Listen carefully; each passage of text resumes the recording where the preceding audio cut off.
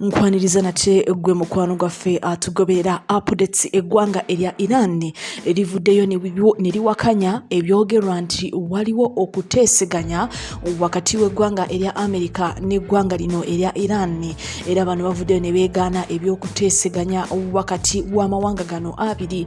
Ate eggwanga erya Israel livuddeyo nate ne lyongera okakasa ne ligamba nti kati essaawa yonna lijja kubanga liwamba ekitundu ekya South Lebanon. Speaker wa parliamenti y'eggwanga erya Iran avuddeyo n'agamba nti tewaliwo kuteeseganya kwonna okugenda maaso wakati w'eggwanga erya Iran n'eggwanga erya America, newankubadde President Donald Trump yayimirizaamu obulumbaganyi okumala ennaku 52. Bano bavuddeyo ne beegaana ebyokubanga waliwo okuteeseganya okugenda maaso, nga President Donald Trump eyavuddeyo n'agamba nti waliwo okuteeseganya okugenda maaso wakati w'eggwanga erya Iran n'eggwanga erya America. Ate eggwanga erya Israel lyongedde okakasa ne ligamba nti kati essaawa yonna lijja kubanga liwamba ekitundu ekya South Lebanon mpaka ku nnyanja eya Litani. Israel's Defense Minister amanyikiddwa nga Israel Katz avuddeyo n'akakasa n'agamba nti bajja kubanga bawamba ekitundu ekya South Lebanon essaawa yonna kijja kubanga kiri mu mikono gy'eggwanga lino erya Israel, era bano tebajja kubanga bawamba ekitundu kino kyokka, bajja kukiwamba batuuse ne ku nnyanja eya Litani, era nga wano waliwo kilometers 32 okuva ku border eya Israel Lebanon. Ku nsalo ze Israel ne Lebanon, abakulu bano bongedde okubanga bakakasa nti kati ekitundu kino bajja kubanga bakyeddiza. Omukulu yavuddeyo n'agamba nti bridges zonna 52 eziri ku nnyanja eno eya Litani bajja kuba nga bridges zino zikozesebwa abayeekera aba Hezbollah okubanga bayisaawo bakukusa emundu awamu n'okubanga bakukusa abatujju awamu n'ebyokulwanyisa eby'enjawulo.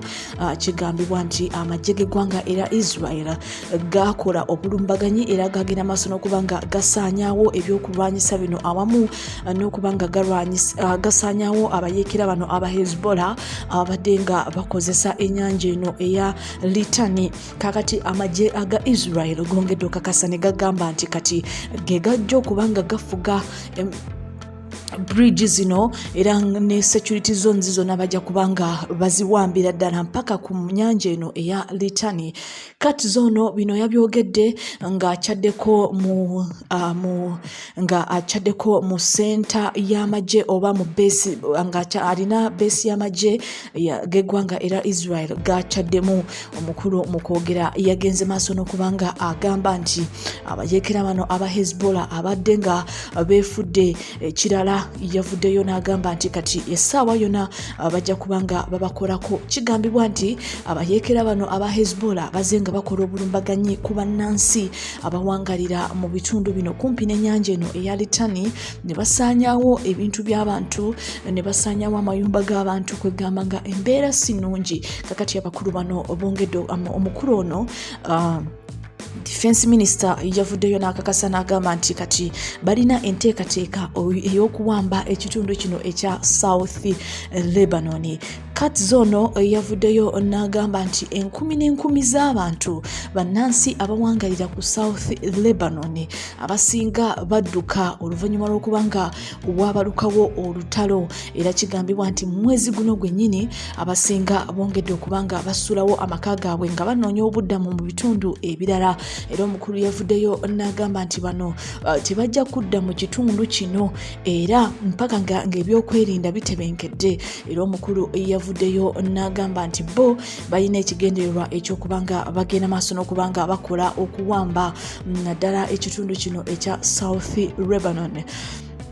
Kigambibwa nti amagye g'eggwanga erya Israel gagenda maaso n'okubanga gakola obulumbaganyi ku bridge eya Kasmiel, era nga kigambibwa nti wano wennyini weewaali nga abakulu mu magye g'eggwanga erya Lebanon we baayitanga nga bayingira eggwanga lyonna, nga wano we baakozesanga nga ku wiikendi amagye gano gagendanga maaso n'okubanga gakozesa bridge eno okubanga gasala gayingire mu bitundu ebirala.